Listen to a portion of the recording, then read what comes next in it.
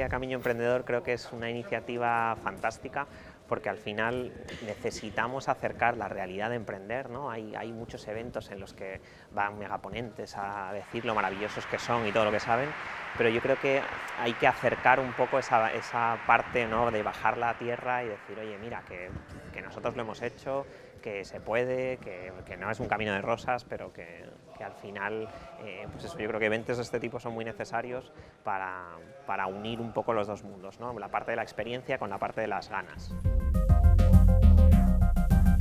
Bueno, realmente habla un poco de una historia más personal, ¿no? De cómo yo me convertí en emprendedor y qué he descubierto en estos últimos años qué es el emprendimiento, ¿no? Y es que lo traslado a una actitud ante la vida. No es simplemente montar un negocio, sino que es una forma de vivir distinta. Y creo que todos de alguna forma necesitamos ser un poquito emprendedores.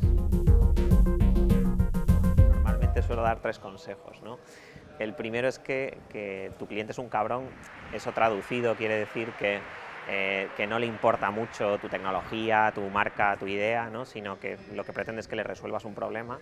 La segunda es que eres más tonto de lo que crees, y aquí es donde gano amigos normalmente, pero todos pensamos que lo vamos a petar, pero joder, sal al mercado y pregunta, ¿no? Antes de volverte loco y lanzar, registrar la marca y gastarte un montón de dinero, sal y pregunta al mercado, ¿no? Porque a lo mejor te das cuenta de que tu idea no era maravillosa, ¿no? Y tienes que corregir cosas. Y la tercera, respecto al fracaso, o sea, la vas a cagar, pues cágala mucho, cágala rápido, pero sobre todo cágala barato.